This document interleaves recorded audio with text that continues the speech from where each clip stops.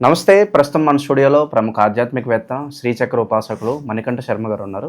July మాసంలో కన్యా రాశి వారి పరిస్థితి ఏ విధంగా ఉంటుందో తెలుసుకుందాం. నమస్కారం గురుగారు. పరమేశ్వర అనుగ్రహ కటాక్ష బల సిద్ధిరస్తో. జూలై మాసం, ఆషాఢ మాసం, కన్యా రాశి వారి పరిస్థితి ఏ విధంగా ఉండబోతుంది? ఎలాంటి పరిస్థితులు ఓవరాల్గా ఈ నెల ఎదురవుతాయి? ఆర్థికంగా, ఆరోగ్యంగా అన్ని విధాలుగా ఎలా ఉండబోతుంది? కన్యారాశి వారు ఉత్తరా నక్షత్ర 2, 3, 4 పాదాలు, అదేవిధంగా హస్త నక్షత్ర 4 పాదాలు, చిత్తా నక్షత్ర 1, 2 పాదాల వారు కన్యారాశిలోకి ఇచ్చేస్తారు. కన్యారాశి వారి దగ్గర లక్ష్యం ఏమిటంటేనండి, మీరు అనుకున్నది 10 మందికి చెప్తే కానీ 11వ పని ఏం చేయడు. ఏది చేయాలన్నా డప్పు కొట్టాలి ఫస్ట్. రెండోది ఏంటంటే నేను చేస్తున్నా ఆ పని నేను చేస్తున్నా అనేటువంటి విషయం మీరు చెప్పకపోయినా మీరు చేసేటువంటి పని ఖచ్చితంగా మీ వల్లే అవుతుంది అనే విషయం అందరికీ తెలుసు. కానీ మీరు 10 మందితో చెప్పకపోతే కానీ మీరు ఆ పని చేయరు. ఆ ఒక్క నాలిక వ్యవస్థ వల్ల ఎప్పుడు మాట్లాడేటువంటి నాలిక అంటారు సార్, అలా మాట్లాడుతూ ఉండడం అనేది కన్యా రాశి వారికి ఎక్కువగా జరుగుతూ ఉంటుంది. పైగా ఆలోచన అనేది ఎక్కువైపోతుంది. ఏం చెయ్యాలి అర్థం కాని పరిస్థితులు, ఎవరికీ చెప్పుకోలేము, అలాగని మాట్లాడకుండా ఉండలేము. ఈ 2 విషయాలు కన్యా రాశి వారికి నడుస్తూ ఉంటుంది. ఆలోచన ఎక్కువగా చేస్తారు. కాకపోతే ఇంత బంతుకు బతికి ఇంటి వెనకాల కాలం చేశారనే సామెత పరంగా మన కోసం మనం తప్పు చేసుకుంటే అందరి విషయంలో ఖచ్చితం చేస్తారు. కన్యారాశి వారి లక్షణాలు ఈ విధంగా ఉంటాయి. కన్యారాశి వారిలో ఉన్నటువంటి ఇంకొక లక్షణం ఏమిటంటే, ఎదుటివాడు మనల్ని ఏమనుకుంటున్నాడు అనేటువంటి లక్షణాలే చూస్తారు వీళ్ళు. 10 మంది, ఆ 10 మంది నన్ను ఎలా చూస్తున్నారు అనే భావంతో బతుకుతూ ఉంటారు. అంటే ఎవరేమనుకుంటారో మనం ఏమన్నా చేస్తే 10 మంది గురించే, నా గురించి ఎవరు ఏమనుకున్నా పర్లేదు, నేను ఇలా చేస్తాననేటువంటి ఆలోచన ఉండదు. కన్యారాశి వారి లక్షణం అది. ఇక ఈ నెలలో వచ్చేసరికి కన్యారాశి వారికి కొంచెం బాగోలేదనే చెప్పాలి. ఎందుకంటే ధనం చేతిలో నిలబడదు, ఆరోగ్యం అస్తవ్యస్తంగా ఉంటుంది. అప్పు తెచ్చినా కూడా ఎందుకు తెచ్చారో దానికంటే వేరే దానికి ఖర్చు పెట్టేసి ధనం అనేటువంటి అసలు నిలబడేటువంటి యోగమే ఉండదు. శుక్రస్థానము, శని స్థానాలు ఇద్దరూ కూడా చాలా నీచంలో ఉన్నారు. కాబట్టి ధనం అనేటువంటిది వీళ్ళ దగ్గర నిలబడేటువంటి అవకాశం చాలా తక్కువ ఉంది. ఆరోగ్యపరంగా వచ్చేసరికి లంగ్స్కి సంబంధించి కానీ కిడ్నీకి సంబంధించి కానీ చాలా ఇబ్బందులు ఎదుర్కోవాల్సిన అవకాశం లభిస్తూ ఉంటుంది. విదేశాలకు వెళ్దాం అనుకున్న వారికి అంత మంచి ఫలితాలు లభించవు, నష్టపోయేటువంటి అవకాశాలు ఎక్కువ. ఒకవేళ మీరు విదేశాల్లో అడుగుపెట్టినా తిరిగి టపా కట్టేటువంటి అవకాశం ఈ నెలలో కనబడుతుంది. ఏదో ఒక డాక్యుమెంట్ లేదని మిమ్మల్ని ఇబ్బంది పెడుతూనే ఉంటుంటారు. రియల్ ఎస్టేట్లో కానీ, భూ సంబంధిత కానీ, ఆకస్మికంగా తాత ముత్తాతల నుంచి వచ్చేటువంటి భూ వ్యవస్థ కానీ నిలబడేటువంటి అవకాశం లేదు. దాన్ని అమ్మేసుకోవడము, లేకపోతే మనకు కలిసి రాలేదులే ఇది అనేటువంటి విషయానికి మీ సొంత ఆస్తులను కూడా అమ్ముకునేటువంటి అధికారం ఈ నెలలో కనబడుతూ ఉంటుంది.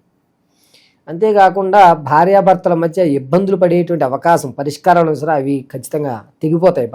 బంధం నిలబడేటువంటి అవకాశం లేదు ఈ నెలలో. కన్యారాశి వారికి అనుకోకుండా అక్రమ సంబంధం పెట్టుకునేటువంటి అవకాశం కనబడుతుంది. అంటే ఇష్టం లేకపోయినా ఒకళ్ళ మీద పగతో ఇంకొక వ్యవస్థను మనం తెచ్చుకునేటువంటి ఇబ్బందులే ఎక్కువ కనబడుతూ ఉంటాయి ఈ నెల. అదేవిధంగా కన్యారాశి వారి ఆలోచన విధానాలన్నీ కూడా, అంటే పిల్లలు, విద్యార్థుల్లో ఆలోచన విధానాలు, వక్రస్థానాలు మారేటువంటి అవకాశం. చదువుతూనే ఉంటారు కానీ వేరే యావిగేషన్ల మీద పెట్టేటువంటి అవకాశం ఏర్పడుతూ ఉంటుంది. ఇక ఆరోగ్యం పట్ల చాలా జాగ్రత్త వహిస్తూనే ఉండాలి. వివాహం కోసం ఎవరైతే చూస్తున్నారో వారికి వివాహం అయ్యేటువంటి అవకాశం కనబడదు.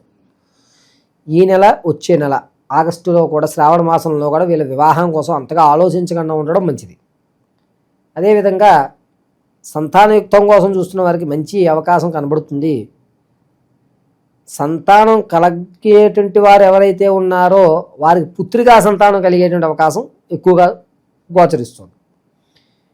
ప్రమాదాలు జరిగి ఈ వెనుక భాగంలో, అంటే వెన్నుపూసకి పక్క భాగంలో ఉన్నటువంటి వ్యవస్థ ఇబ్బంది పడుతుంది. ప్రమాదాలు అనేటువంటివి ఈ నెల 2వ వారం నుంచి ఎక్కువగా జరుగుతూ ఉంటుంది ఈ రాశి వారికి. ఇక కన్యా రాశిలో ఉన్నటువంటి వారి వ్యవస్థ దగ్గరికి వచ్చేసరికి రాజకీయంగా కొంచెం తగ్గేటువంటి అవకాశం, మాటకి విలువ లేకపోవడం అనేటువంటి జరుగుతూ ఉంటుంది. ఈ నెలలో రియల్ ఎస్టేటు, భూ సంబంధిత వ్యవస్థల్లో కూడా మీరు నిలబెట్టుకునే అవకాశం లేదు. కాబట్టి అసలు దాని గురించి ఆలోచించకండి, వదిలేసి మీ యొక్క పనులు కామ్గా, ఈ నెల కూడా మనకి భగవంతుడి అనుగ్రహం లేదు, మనం ఏం చేసినా మసి అయిపోతోంది, కాబట్టి ఈ నెలలో నేను ఏ పని చేయకుండా చూడవయ్యా అని నమస్కారం చేయడం తప్ప ఇంకొక మార్గం మీకు లేదు. ఉద్యోగపరంగా మార్పులు చేర్పులు ఏమైనా చేసుకుంటే కలిసి వస్తుంది అంటారా వీళ్ళేదన్నా? అసలు వీళ్ళ స్థానం మార్చినా కూడా అదే ఉంటుందండి. ఒక కాకరకాయని ఎన్ని పుణ్యనదుల్లో స్నానం చేయించినా దాని చేదు పోదు. అర్థమైందండి? అది ఉప్పు నీళ్ళతో మనం కడిగి కడగగానే పోతుంది తప్ప కాకరకాయని అలా ముంచి తీసినంత మాత్రాన పోదు. ఈ సామెత వీళ్ళకి ఉపయోగపడుతుంది. వీళ్ళు స్థానం మార్చిన స్థితులు మారు, గతులు మారు. కాబట్టి స్థానభ్రంశం చేసినా చేయకపోయినా ఈ నెల అంతే. దీనికోసం భగవంతుడితో ఆరాధన తప్ప ఇంకొక అవకాశం లేదు.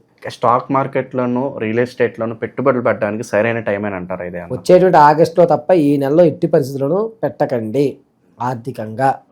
సో ఓవరాల్గా ఈ ఆషాఢ మాసంలో పరిస్థితులు కాస్త అటు ఇటుగా ఉన్నాయి కాబట్టి ఎలాంటి పరిహారాలు చేసుకుంటే కాస్త మనం అనుకూలంగా వచ్చే అవకాశం ఉంటుందంటారు? వీరు నిత్యము కూడా ఉదయ సాయంత్రం వేళ కూడా కనకతార స్తోత్రాన్ని వినడం, వీళ్ళకు దొరికితే కనుక తామర పువ్వు ఒక 5 తామర పువ్వులు తీసుకుని శ్రీ సూక్తం వస్తే శ్రీ సూక్తాన్ని పఠించి, రాని వాళ్ళు యూట్యూబ్లో శ్రీ సూక్తం మాత్రం వింటూ శ్రీ మహాలక్ష్మీ నమః, ఓం శ్రీం ఐం మహాలక్ష్మీ నమః అని చెప్పుకుంటూ, అంటే ఆ శ్రీ సూక్తం పూర్తయ్యేంతవరకు ఈ మంత్రం జపం చేస్తూనే ఉండాలి.